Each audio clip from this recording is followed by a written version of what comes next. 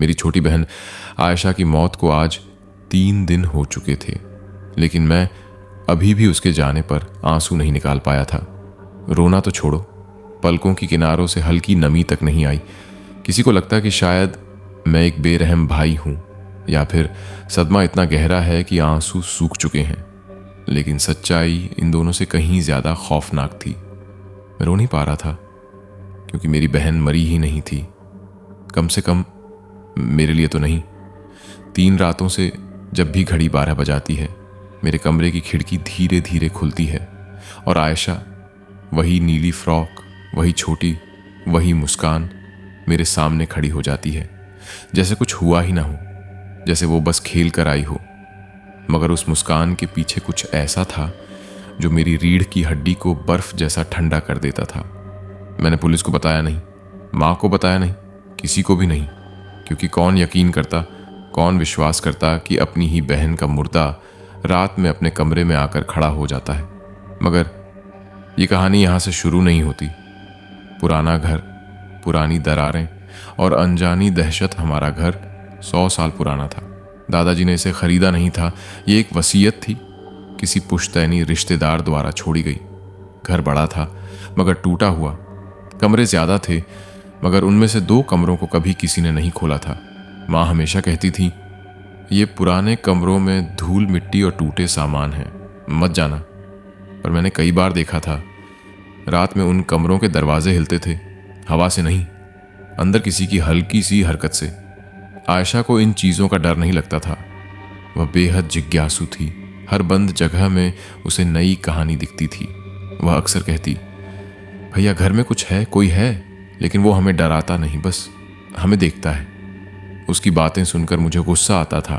मैं उसे डांट देता, ये सब मत सोचा कर, घर पुराना है, आवाज़ें आती रहती हैं। लेकिन वह अपने तर्कों पर अड़ी रहती।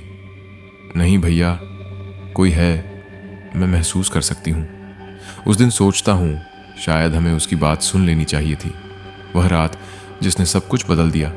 आयशा की मौत एक हादसा बताई गई। परिवार, पुलिस, सबने उसे दुर्घटना माना, पर मैं जानता हूं यह कोई हादसा नहीं था।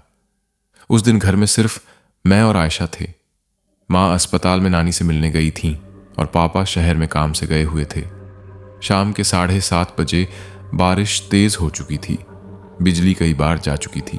घर में एक अजीब सी नमी फैली हुई थी और दूर वाले बंद कमरे में किसी चीज के घिसटने की आवाज आई, जैसे कोई भारी पेटी खींच रहा हो। आयशा ने मेरी तरफ देखा। उसकी आंखों में वही चमक थी, वही जिज्ञासा। भैया वो फिर चल रहा है, मैंने कहा। शायद चूहे होंगे, वो बोली। भैया इतना भारी कोई चूहा नहीं खींच सकता। उसने टॉर्च उठाई और कमरे की चल पड़ी। मैंने रोका, लेकिन वह मेरे हाथ छुड़ाकर भाग गई। पहली बार मुझे डर लगा, बहुत गहरा डर। मैं उसके पीछे गया। वो पुराने कमरे के पास खड़ी थी।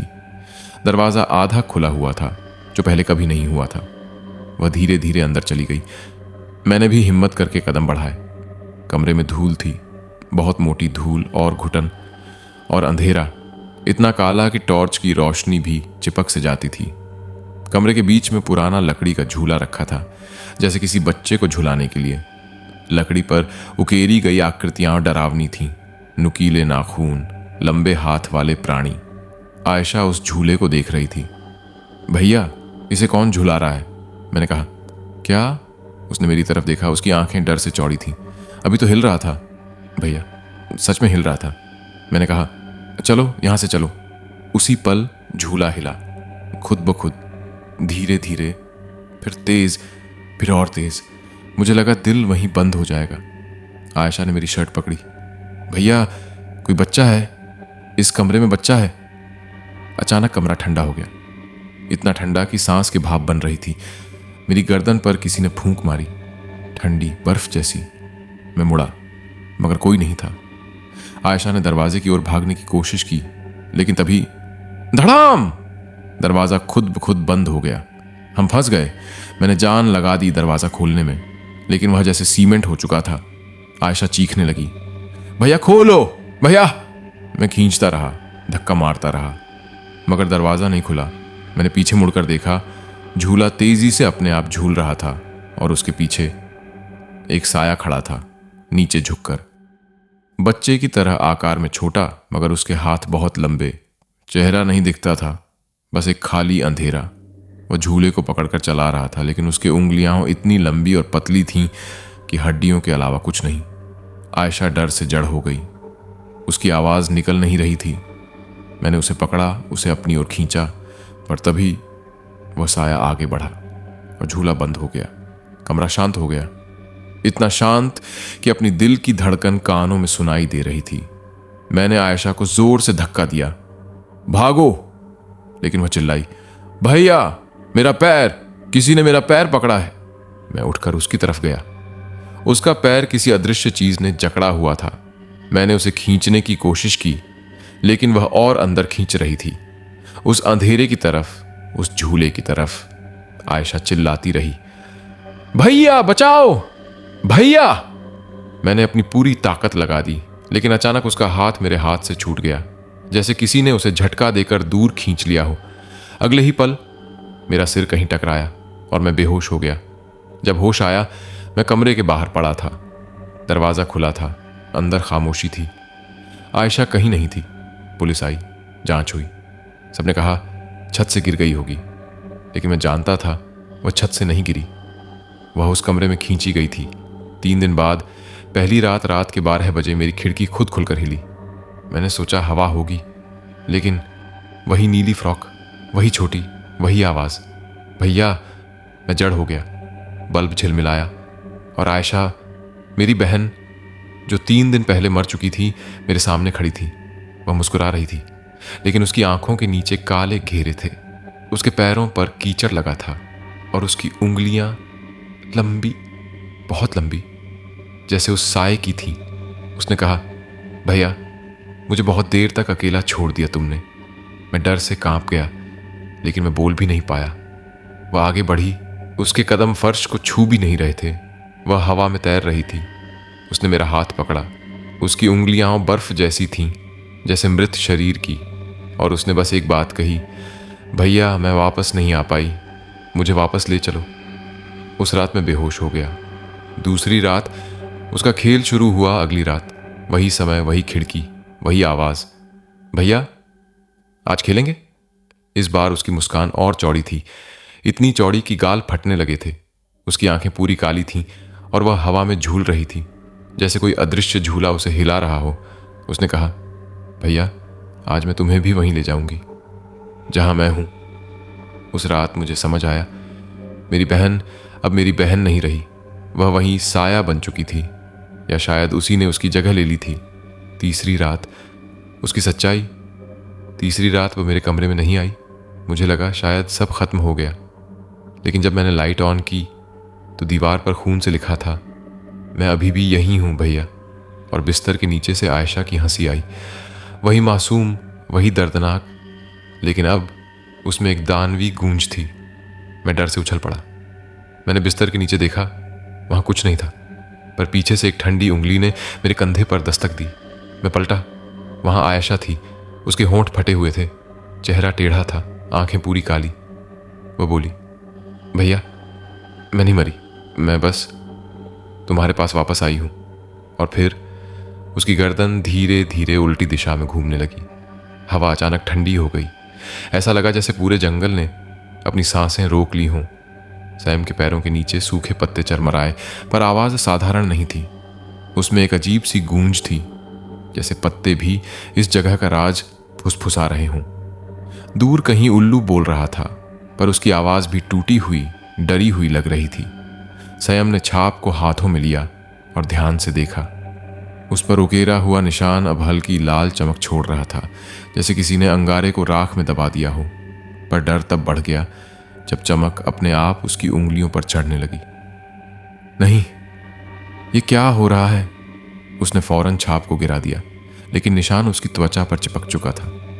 एक हल्की जलन, फिर तेज, फिर जैसे गाढ़ा उबलता लोहा उसकी नसों में भर गया हो। सैम घुटनों पर गिर पड़ा। आंखों के सामने सब धुंधला होने लगा। उसी धुंध में पेड़ों की जड़ों के बीच उसे कुछ आकृतियां दिखी, मानवीय नहीं, छायाएं, लंबी मुड़ी हुई उंगलियों वाली, बिना चेहरों वाली। वे उसे घेरने लगीं और तभी किसी ने उसका हाथ पकड़ा। उठो, जल्दी उठो। आवाज एक लड़की की थी, पर अजीब बात यह, उसकी आवाज में डर नहीं था, मजबूती थी, तात्कालिकता थी। स्वयं ने आंखें खोली और सामने एक लड़की खड़ी थी, जिसकी आंखों में ऐसा भाव था जैसे वह इस जंगल को उससे भी ज्यादा जानती हो। तुम कौन? लड़की ने उसका हाथ कसकर पकड़ लिया। मैं रूहानी हूं, और अगर तुमने एक पल भी देर की तो ये जंगल तुमको कभी वापस नहीं जाने देगा। स्वयं कुछ बोलता उससे पहले ही उसने उसे खींच लिया, पर पीछे वे छायाएं अब पहले से तेज, जैसे किसी दावत के लिए भूखी हों। जमीन कांपी, हवा उल्टी दिशा में चलने लगी और पेड़ों की शाखाएं उनकी तरफ झपटने लगीं। रूहानी ने चिल्लाकर कहा, भागते रहो, पीछे मत देखना। पर इंसान डर में वही करता है जो उसे नहीं करना चाहिए। स्वयं ने पीछे देखा और उसने उसे देखा। एक स्त्री की आकृति, टूटा हुआ मुख, फटी हुई आंखें, अधर में तैरता सिर, और उसके पीछे लंबी, असंभव लंबी काली छोटी, जो जमीन पर नहीं बल्कि हवा में फिसल रही थी। वह छाया नहीं, इंसान नहीं, वह किसी बलि की आखिरी चीख थी जो अब भी इस धरती पर भटक रही थी। स्वयं की पलकें जम गईं, वह हिल भी नहीं पाया। रूहानी मुड़ी, उसकी आंखों में एक गुस्सा था जो किसी सामान्य लड़की में नहीं हो सकता था। उसने अपने दुपट्टे के भीतर से पीली मिट्टी का एक मुट्ठा निकाला और पीछे फेंका। जैसे ही मिट्टी हवा में गई, वह तेज सुनहरी चिंगारियों में बदल गई और वह स्त्री पीछे हट गई, चीखते हुए। ये क्या है? सैम हांफते हुए बोला। रूहानी ने कहा, यह शुद्ध मिट्टी है, उस मंदिर की जहां तेरा जाना मना था। सैम कड़क गया। तुम जानती हो मैं कहां गया था? रूहानी की आवाज धीमी पड़ गई। हाँ, क्योंकि वो जगह मेरी भी है। ये दोनों दौड़ते दौड़ते एक सूखे कुएं के पास पहुंचे। कुएं का मुंह चौड़ा था, पर अंधेरा इतना गहरा कि ऐसा लगा जैसे रात का भी रात हो। रूहानी रुकी, स्वयं भी ठहर गया। अब? उसने पूछा। रूहानी मुड़ी, उसकी आंखें अब पहले जैसी नरम नहीं थीं। उनमें चेतावनी, दर्द और कहीं भीतर सच छिपाने की कोशिश थी। अब तुम यहां से बाहर नहीं जा सकते, उसने कहा। स्वयं का दिल जोर से धड़कने लगा। मतलब क्या?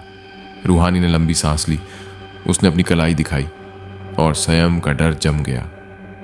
उसकी कलाई पर वही छाप थी जो अभी अभी स्वयं पर आई थी, पर उसका निशान जल नहीं रहा था, गीला था, जैसे अभी किस चीज का बंधन